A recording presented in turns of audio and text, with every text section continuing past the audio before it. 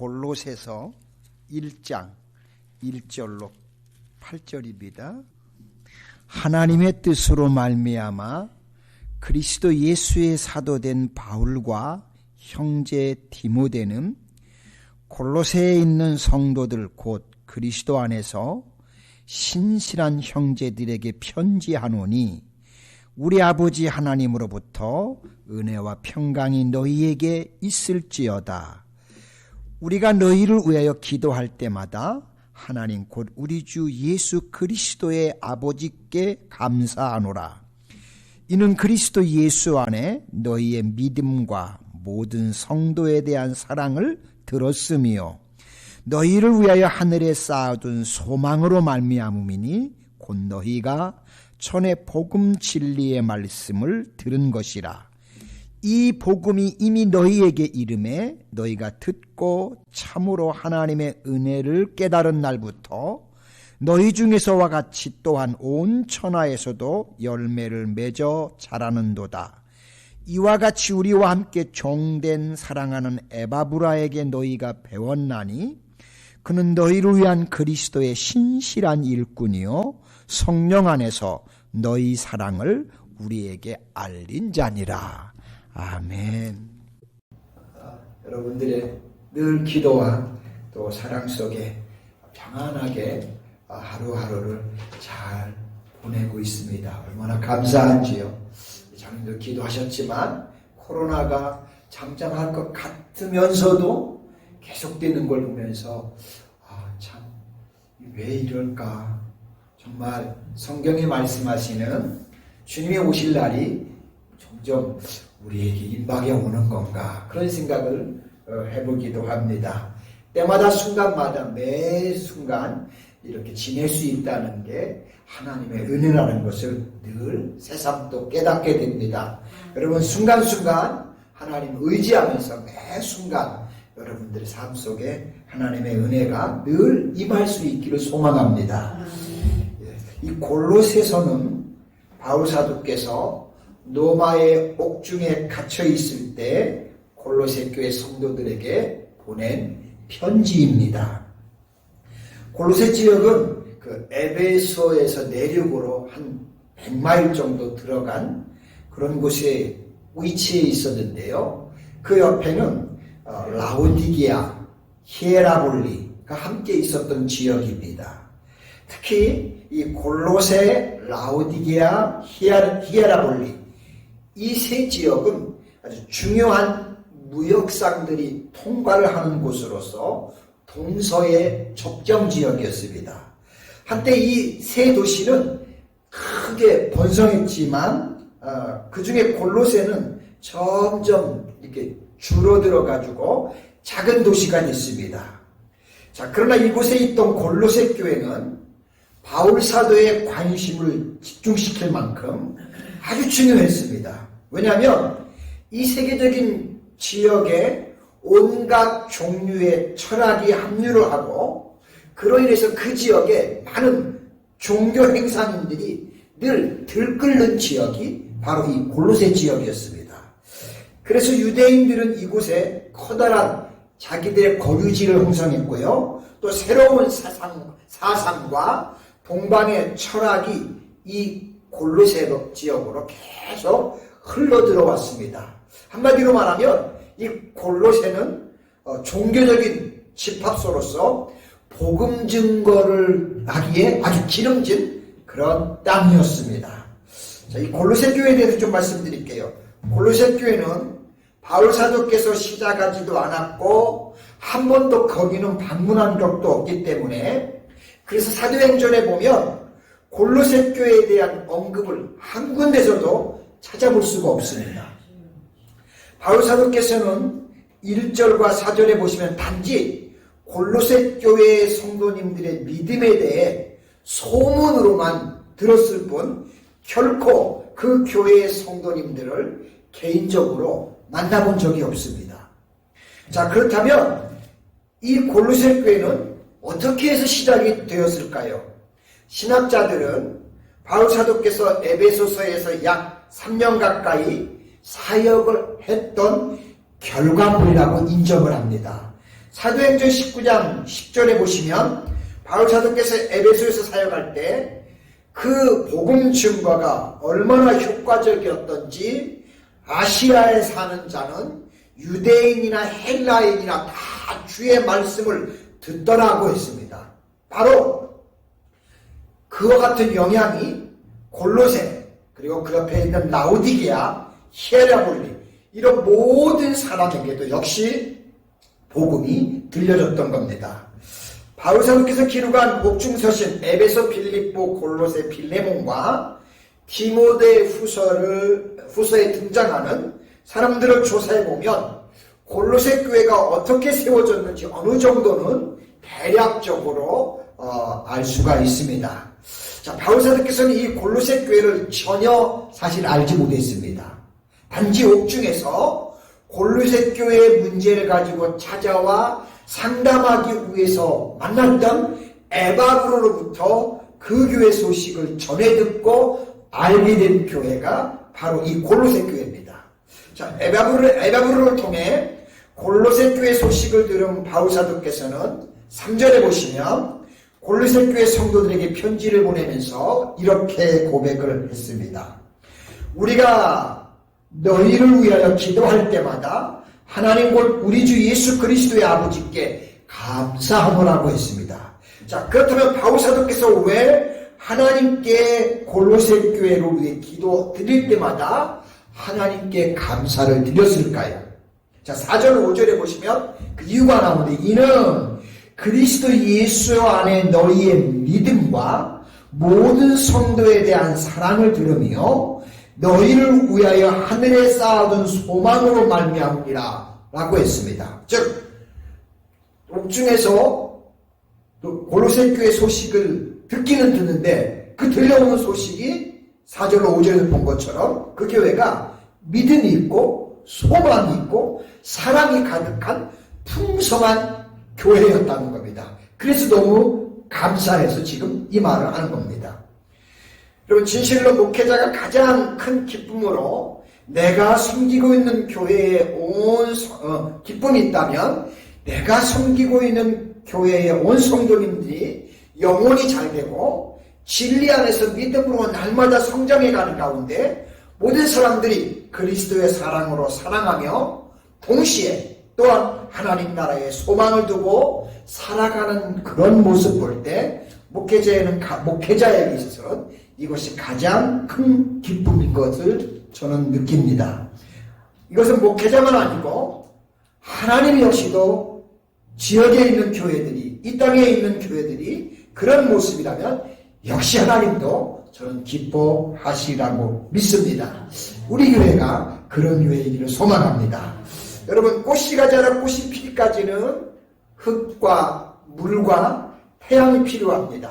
사람도 건강을 유지하기 위해서는 탄수화물, 단백질, 지방 이 3대 요소가 우리에게 필요합니다. 마찬가지로요. 신앙도 아름다운 열매, 좋은 열매를 맺기 위해서는 역시 3대 요소, 믿음, 소망, 사랑 이 3대 양분이 필요합니다. 그런데 바로 이 골로새 교회가 그런 교회였다는 것입니다. 믿음, 소망, 사랑이 풍성했던 이 골로새 교회는 바울 사도께서 본문 6절에 보시면 이 복음이 이미 너에게 이르렀음에 너희가 듣고 참으로 하나님의 은혜를 깨달은 날부터 너희 중에서와 같이 또한 온 천하에서도 열매를 맺어 자라는도다. 골로새 교회 그런 모습들이 온 천하에 있는 교회들에게 똑같이 이렇게 열매를 맺어갖고 자라기를 바울 사도가 옥중에서 바랬다고 할 정도로 그만큼 골로새 교회가 참 바울 사도의 마음을 감동시키는 그런 교회였습니다. 참 굉장히 은혜가 되는 말씀이 아닐 수 없는데요. 어쨌든 한마디로 말하면 열매를 알차게 맺어가는 교회가 바로 이 골로새 교회였습니다. 제가 소망하기는 다시 한번 우리 노스캐롤라이나 한인교회도 이런 역사가 일어날 수 있기를 소망합니다. 그래서 이 시간에는 믿음, 소망, 사랑 이것에 대해서 같이 또 살펴보고 은혜를 나누겠습니다. 첫 번째 믿음입니다. 바울 사도께서는 4절에 보시면 골로새 교회 성도님들을 향해서 그리스도 예수 안에 너희 믿음과 모든 성도에 대한 사랑을 들으며라고 말씀했습니다. 자, 그렇다면 여러분, 과연 골로새 교회 성도님들의 믿음은 무엇이었을까요? 자, 우리가 믿음에 대해 바로 알려면 하나님께서 우리들에게 우리의 믿음의 조상이라고 인정하셨던 아브라함의 믿음을 통해서 배우면 가장 어쩌면 정확할 것입니다. 로마서 4장 17절로 22절에 보시면 아브라함의 믿음에 대해서 바울 사도께서 정의해 놓은 것을 볼 수 있습니다. 기록된 바 내가 너를 많은 민족의 조상으로 세웠다 하심과 같으니 그의 믿음 바 하나님은 죽은 자를 살리시며 없는 것을 있는 것으로 부르시는 이시냐 아브라함이 바랄 수 없는 중에 바라고 믿었으니 이는 내 후손이 이 같으리라 하신 말씀대로 많은 민족의 조상이 되게 하심이라. 그가 100세에 되어 자기 몸에 죽은 것과 사라의 태에 죽은 것 같음을 알고도 믿음이 약하여지지 아니하고 믿음이 없이 하나님의 약속을 의심하지 않고 믿음으로 견고하여져서 하나님께 영광을 돌리며 약속하신 그것을 또한 능히 이루실 줄을 확신하였으니 그러므로 그것을 그에게 의로 여기셨느니라. 아멘. 바울 사도가 아브라함에 대한 신앙을 이렇게 정리를 한 겁니다. 로마 교인들에게 편지를 띄우면서 아브라함 믿음의 조상이 있었는데 이 사람의 신앙은 이런 거였습니다 하고 이렇게 아브라함의 신앙을 이렇게 한마디로 멋지게 요약을 해놓은 겁니다. 자, 우리 사랑하는 성도 여러분, 여러분들은 우리의 믿음의 조상 아브라함을 보시면서 이제 믿음이 무엇인지를 대충은 감이 잡히셨을 겁니다. 히브리서 11장 1절에 보시면 믿음은 바라는 것들의 실상이요 보지 않는 것들의 증거니라고 말씀하셨는데, 자, 앞에 있는 것을 얻으려고 하는 그것을 내 삶 속에서 현실화시키고 또한 보이지 않는 그것들을 본 것처럼 아주 분명하게 확신 있게 결정하면서 그대로 살아가려고 애쓰는 것, 그것이 바로 아브라함이 보여주었던 믿음이라고 그렇게 이야기하는 걸 봅니다.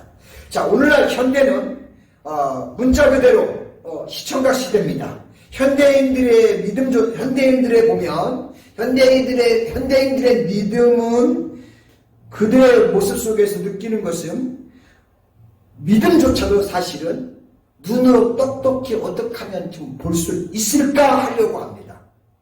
그리고 볼 수 있고 만질 수 있는 것만 또한 믿으려고 그렇게 하는 모습을 볼 수 있습니다. 자, 그러나 여러분, 우리는 예수님께서 도마에게 하신 말씀을 기억해야 할 필요가 있습니다.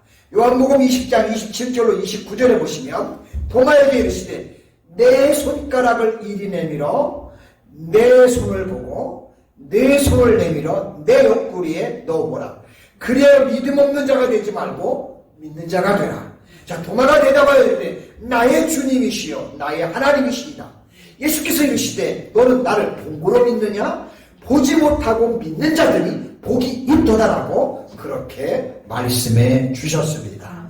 여러분, 우리 믿음의 사람들에게 궁극적으로 중요한 것이 있는데 눈으로 보이는 것이 아닌 보이지 않는 것을 보는, 영적으로 보는 것입니다.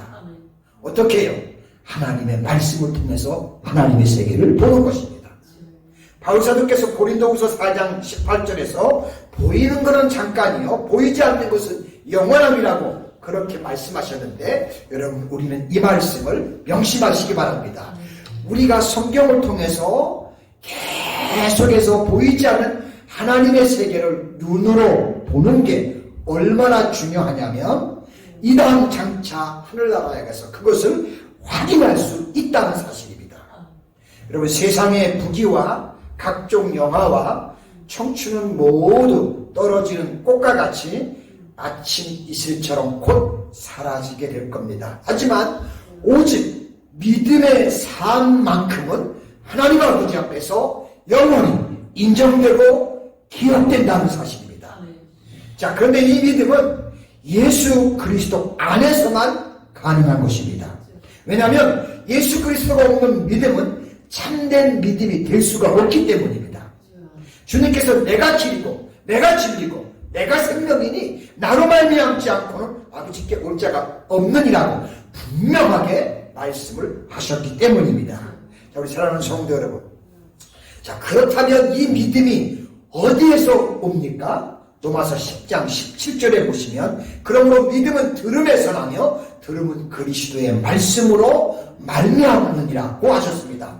믿음은 하나님의 말씀, 즉 성경을 들으면서 우리에게 온다는 사실입니다. 물론 특별한 경우도 있습니다. 하나님의 특별 케이스로 하나님 환상을 통해서 또는 음성을 통해서 하나님을 나타내 주심으로 우리가 또한 그런 체험을 통해 믿음을 가질 수 있지만 구체적인 믿음은 하나님의 말씀, 성경을 통해서 우리의 신앙이 돈독해지고 튼튼해지고 바꾸어진다는 사실입니다. 자, 그러므로 저와 여러분들은 성경을 보고 들음으로써 우리 자신의 믿음을 예수 그리스도 안에서 견고하게 세워야 할 줄로 믿습니다. 저와 여러분들의 믿음이 이런 믿음이 될 수 있기를 소망합니다. 두 번째는 사랑입니다. 4절에 보시면 바울 사도께서는 골로새 교회 성도님들에게 그리스도 예수 안에 너희의 믿음과 모든 성도에 대한 사랑을 들으미요라고 했습니다. 자, 과연 바울 사도께서 골로새 교회의 성도들에 대해 들은 그들의 사랑은 과연 어떤 것이었을까요? 한 번도 본 적 없습니다. 그들에게 복음 전한 적도 없고 감옥에서 들은 것뿐이었습니다. 자, 그들에 대해 들은 사랑 어떤 거였을까요? 사실 저도 설교 준비하면서 이 부분이 몹시 궁금했습니다.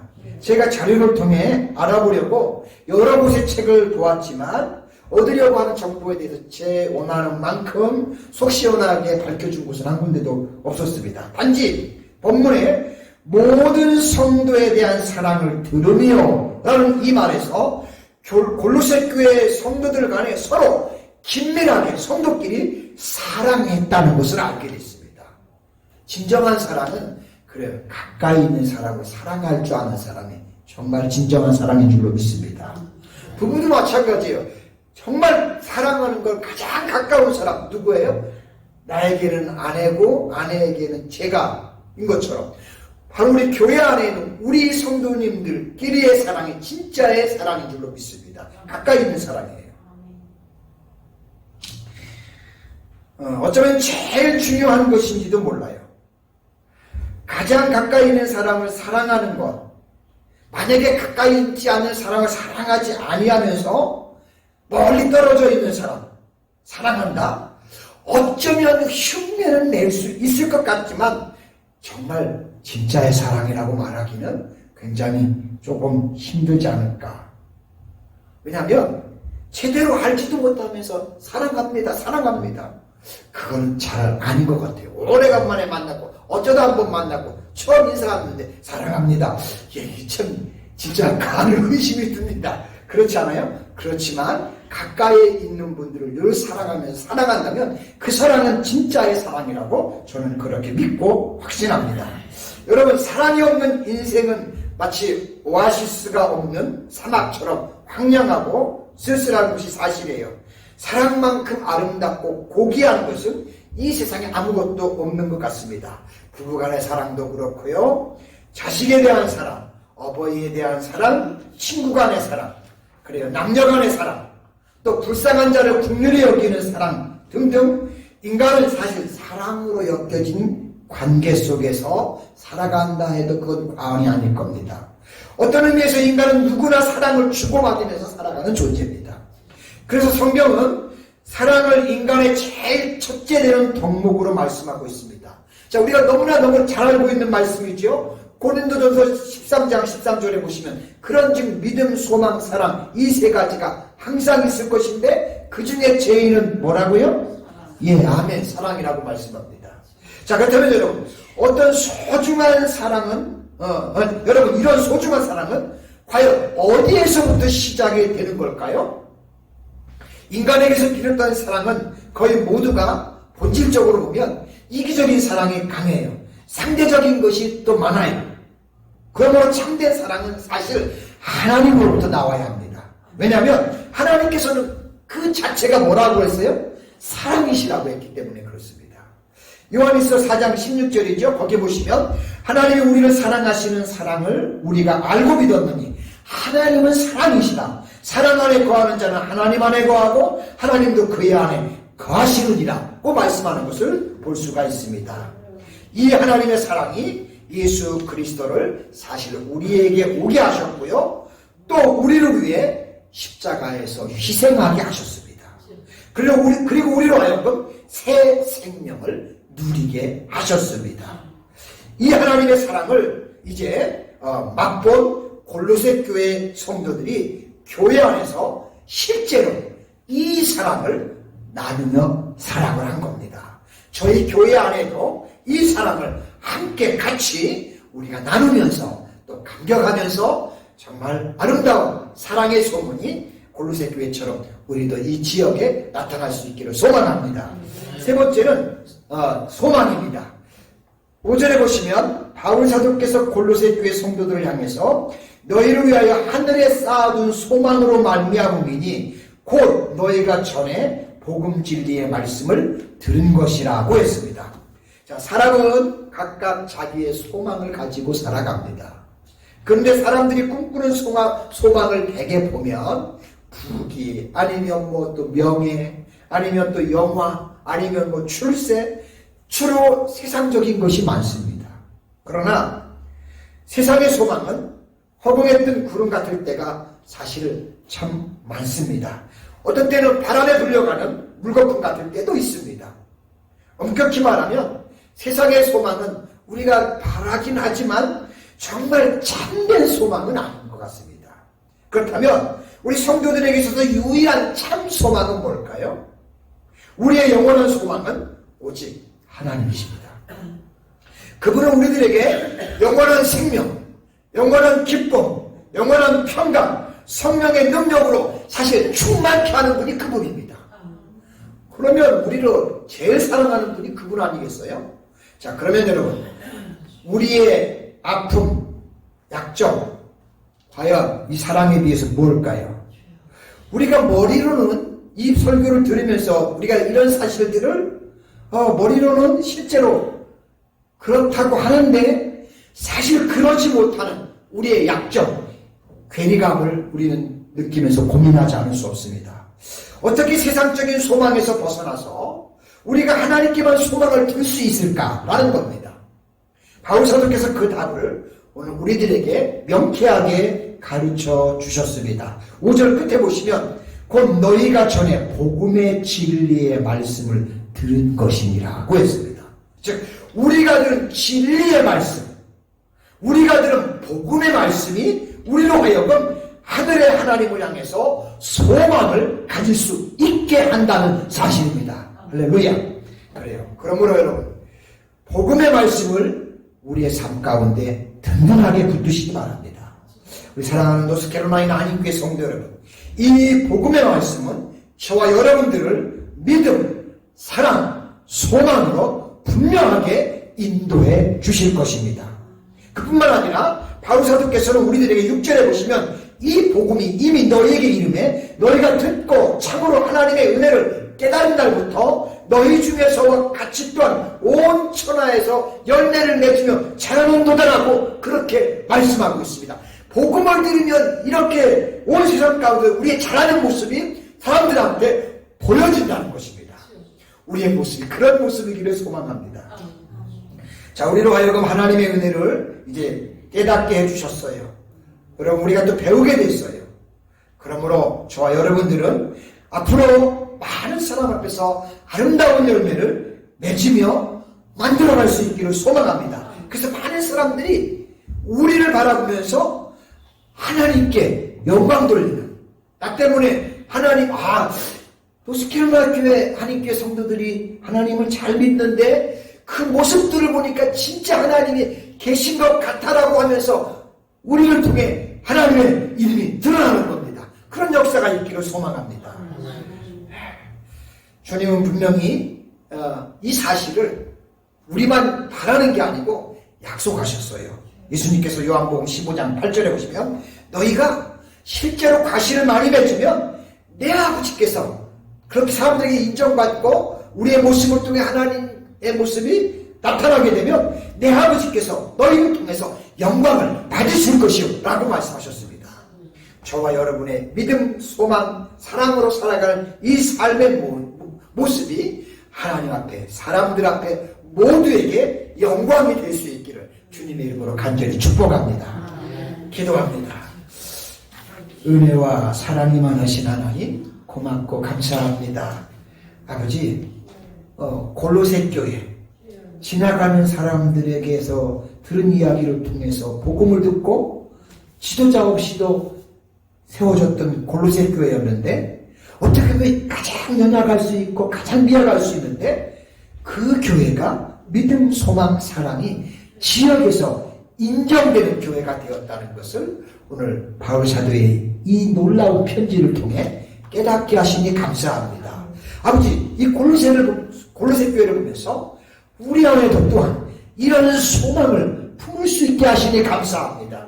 하나님 아버지, 우리 교회 안에도 믿음이, 소망이, 사랑이 넘칠 수 있는, 그래서 골로새 교회가 그 지역사회에 아주 아름다운 모습에 선한 영향력을 행사했듯이 우리 노스캐롤라이나 한인교회가 그런 교회로 하나님 이 지역에 자리매김할 수 있는 아름다운 교회로 우리 교회와 우리 장로님들과 우리 권사님들과 우리 성도님들, 우리 성도들을 사용해 주시기를 다시 한번 주 앞에 간절히 간구합니다. 주님 성령으로 역사하여 주옵소서. 예수님의 이름으로 기도드립니다. 아멘.